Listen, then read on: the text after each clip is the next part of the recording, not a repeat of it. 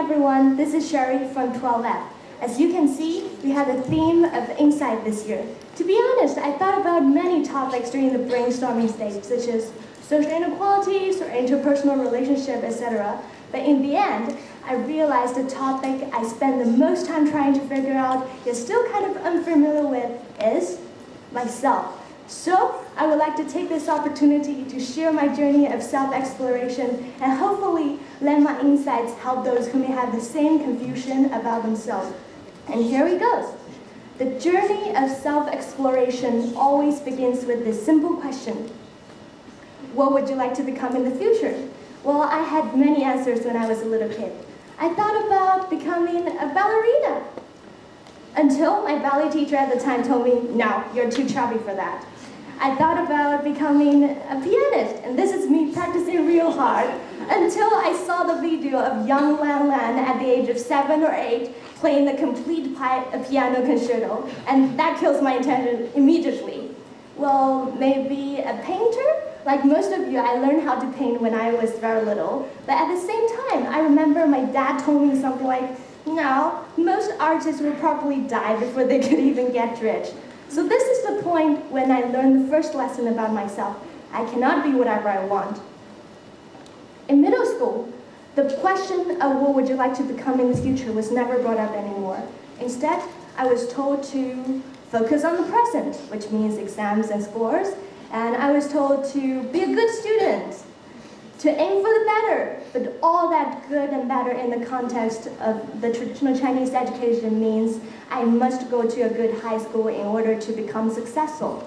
At the age of 15, I might not completely understand the definition of success, but I think this is the point when I learned the second lesson about myself. I don't want to be the kind of person whose life are being decided for them. So what do? I took off and joined QD. When I entered that school gate over there, I remember my heart was really filled with happiness and joy because I would love to see my life again being embraced by all those possibilities. But still, choosing a different path didn't just instantly provide me with the answer to what I would like to become in the future. Myself is still a mystery to me. And so you can see this is me in G10 having no idea about what I'm going to do in the future. I want to take a pause here, so I guess some of you are probably thinking, oh, this is going to be another cliche chicken soup speech, and she's going to say something like, 3 years at QD helped me discover myself. But I assure you, it's nothing like that. Choosing a different school, a different path, didn't just instantly provide me with the answer to what I would like to become. Instead, the school taught me a more important lesson, which is do what you love and love what you do. From my perspective, do what you love is the belief that no matter what, one should always stick to the things that they're truly passionate about. It could be as simple as saving Friday nights for film, listening to your favorite piece of music, or doing the IB course that every one of your senior advised you not to do. And this thing for me is visual art. And I'm really proud to say that I've always loved visual art. I fell in love with it when I took my first art class, and I got so upset when it was constantly replaced by maths or Chinese in middle school. So when I joined QD, I knew for sure that I wanted to have art as a part of my high school life. But art can be really annoying too.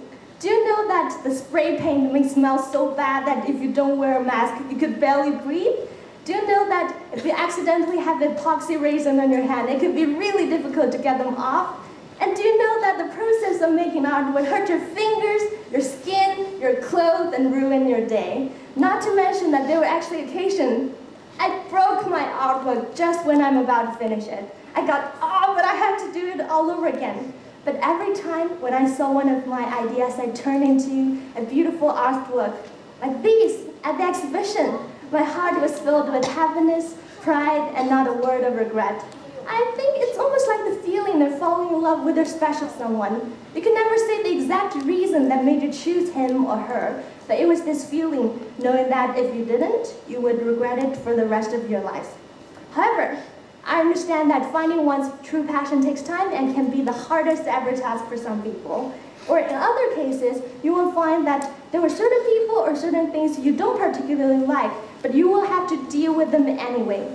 then what do? Well, my solution to this is to love what you do. It means at least trying to believe that everything you have experienced will mean something to you in the end. And this, I'm really sorry to say that, is economics. Yeah.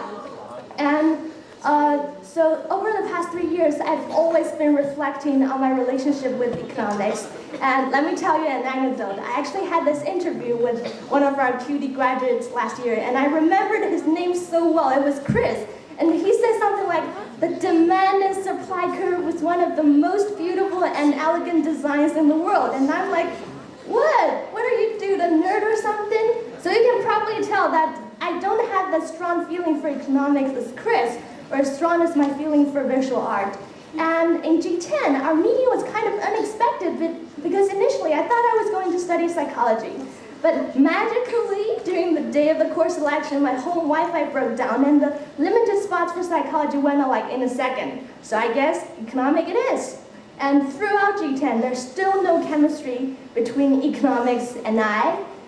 But however, a year later in G11, when I worked with 3 other students in our grade and managed to write my very first economic analysis on the electric car market and apply all the theories and terminologies I've once learned in class, I noticed something was different this time. I find the process very, very enjoyable. So at this point, I realized maybe in the past, my knowledge of economics was very textbook-based.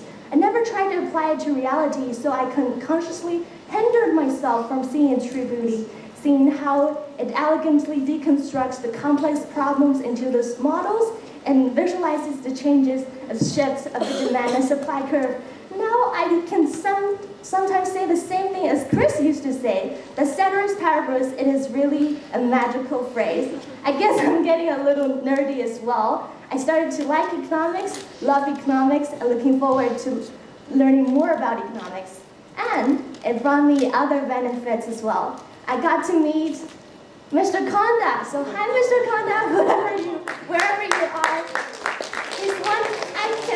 I can really assure you that he's one of the best econ teacher ever, and also a great supporter whenever I felt confused or vulnerable. I also got to meet my friend Harley when I was participating in the National Economics competition. He was a great leader, intelligent, responsible, so I fostered my collaboration with him in many other aspects, including the student committee. And these people I became acquainted with through economics helped me discover my true passion, which is the study of human organizations and interpersonal relationships.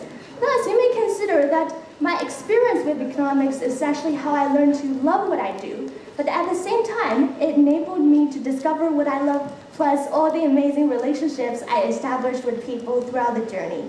And right now, as I'm about to graduate from QD, I still cannot comfortably answer the question of what I would like to become in the future. But 3 years here, I was lucky enough to find what I love, and in the meantime, having developed the habit of loving what I do, I knew I would not be afraid of any challenge or adventure that awaits me. And I hope this phrase of do what you love and love what you do could mean something to each of you and encourage you to go on with your lifelong self-exploration. And for some of you, maybe participating in next year's TEDx would be a wonderful opportunity. Thank you all for the evening.